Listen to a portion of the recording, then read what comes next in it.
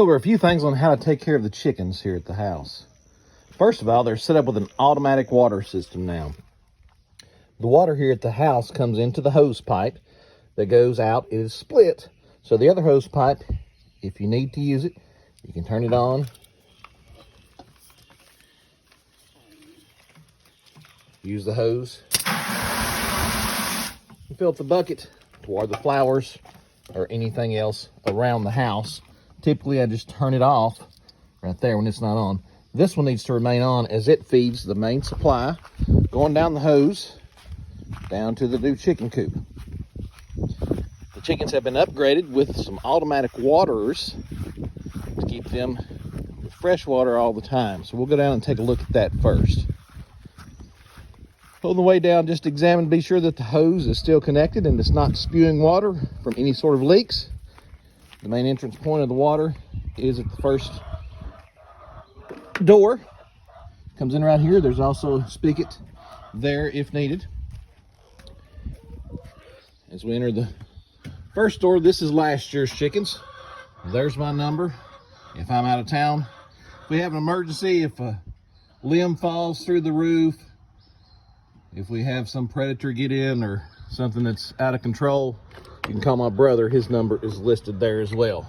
Be careful as you enter, and also let's try not to let them out. We're just going to open the door. Be sure nobody's chomping at the bit to come right out. We'll come in. We do have the clasp on the inside, so we can gently close the doors as we come in. Be greeted by the gals who like to sit on the box during the day. But first, let's take a look at the water. The water supply comes in from outside. We do have indoor plumbing. It's very fancy for this part of the county. But we do want to notice that we don't have any leaks coming out. The way this water system works, these little orange buckets on the water bucket. The chicks put their beak in there, they get water, and it comes out. So we can unscrew the lid. And the only thing we really want to check is to be sure that it's working. And we know it's working because there is water in the tank all the way up to the float. So we see the supply of water, and that's working properly. It works similar to a toilet float in your bathroom. When the water gets low enough, it signals it to automatically turn on. Once it floats up and raises, it shuts off. So as they drink the water, it goes down and then shuts off. So again, if we see that there's plenty of water in there and we don't have any leaks, we are good. Now this is with the gals from last year. These are the red chickens. We have a very similar setup next door with the new chickens. We do want to take a look at their feed situation. We've got a couple of hanging feeders. We see that this one's empty, so we're going to fill it up. And we have this large feeder. Has a screw-on lid. We're going to unscrew the lid. Check it out. It can take a little bit of feed, so we're going to fill it up. We would like to have the feeders full every time we come in here. Holds about 60 pounds for them.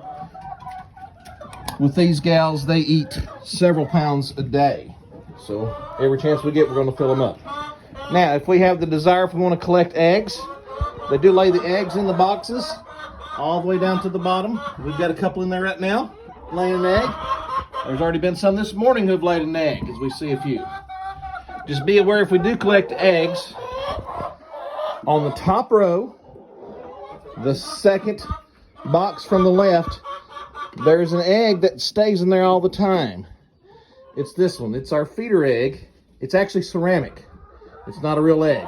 It's real dirty. As you can see, it has a black X with a Sharpie on it that's very hard to tell. There it is. But it stays in there so they know to continue to lay eggs. So if we're removing the eggs every day or every so often, we get the ones that they just laid, and we leave the ceramic egg. In the red dish, the white oyster shell, that's just a supplemental feed. Don't have to worry about that. They eat that free choice as they want to add some strength to their eggs. We're going to close the clasp back on the door every time we come out, as we do not want them to fly away out the back door. Moving over to our feed bin, do keep a concrete log on top of it to keep the lid on. This green barrel has the feed for the red gals. Just remove the lid. We're going to take some feed. If they need feed, we'll fill up our buckets.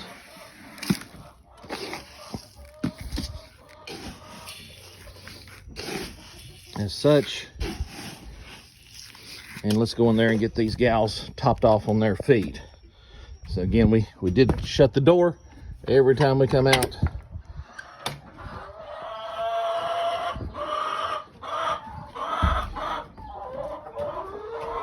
And as we come in, again, notice we have this feeder. Feed just pours right in the top.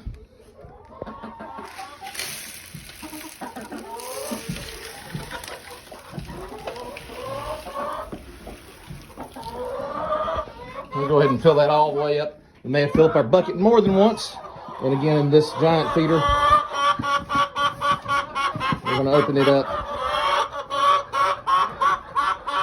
and go ahead and top that feeder off as well. Secure the lid with just a little screw lid action, and they're good to go. They're very curious. They want to come in and see what's going on. They don't want anything other than a little attention. Again, we'll go ahead and close the door up on our first coop. I also like to go ahead and secure it. That way we know it's locked and we don't have any varmints that can use their little paws to get in there. After we fed these gals, we'll go ahead and put the lid back on the barrel and secure it with our log. Moving next door, these are the new gals. We'll go ahead and get them some feed as well. Would like to mention also on the automatic waters, if we do have a water issue inside, we do have a shut-off valve at each building, so it can simply be shut off. That shuts the water off inside of that particular building to the blue bucket. We want them on at all times unless we have a massive leak, where we'll shut it off. If we do have a massive leak or a problem with the water bucket, we do have a backup water bucket that's outside that's ready to go. Simply connect the hose on the back of it and take the place if something were to happen to the one inside. So we do have a backup water bucket outside that's ready to go. To feed the new gals, their feed is in this giant plastic tub that's hopefully secured and nothing has gotten into it. Again, we'll go ahead, use our bucket, which is pretty handy to transfer feed. We'll get several scoops because we know they're going to need some feed. Just scoop it right on out. A good Titans cup makes a great feed scoop. Get our blue bucket full of feed, or however much we're going to need. Again, we've got the locking clasp.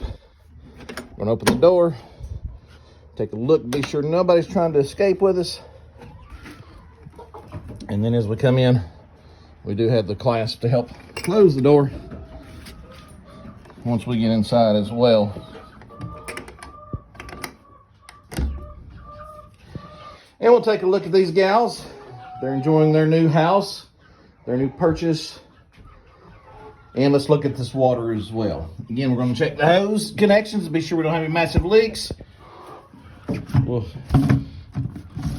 gently unscrew that lid to be sure that our water is up to the top of the float, and it is. We've got water in the orange cups. The concern would be if we came in and we had water that was leaking heavily or spewing, or these cups were dry and had no water in them, then we would know we got a problem that we need to turn attention to. But as long as we got water in the cups and water at the top of the float, everything is good. This side has a large metal feeder. Again, we want to fill feed all the way to the top.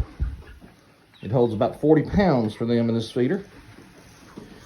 And then they have a small hanging feeder as well that we want to be sure it's full to the top as well. So once we get them fed, take a look, be sure that everybody's healthy and happy. And we also want to take a look outside as we're leaving. Now this, we do have a pretty good step temporarily. So when you step down, be sure that you don't twist your ankle. We've got some blocks there for a small step. It is a little tall for our temporary step, but just be careful as you're stepping in and out. Again, we're going to secure that door, give it a good close, and then when we step down, we also have another temporary block for a step. So we're going to be careful as we're going in and leaving the building. And just to point out the shutoff valve on the first chicken coop, if we had an issue with the water, we need to swap out a bucket, we could simply shut that off, and that shuts down the water supply to that particular bucket. Most times we're going to leave it open unless we do have an issue. So we'll take a look at them as we're leaving. Be sure that everybody's happy. Got some rain yesterday, so they've got a pond out front for this side. Be sure that the girls are healthy and happy. And then we'll take a look at this year's new babies and see that they're healthy and happy. Again, we just want to be sure that we don't have any massive limbs that have fallen through either one of our outdoor structures or the building. Be sure we didn't have any varmints that tried to dig a hole through and get in and bother our chickens. But to summarize, we just need to be sure that they have water, that it's fully supplied and working, and that their feeders are topped off. We keep the doors latched and locked, and everybody's happy. So again, thank you, and have a great day.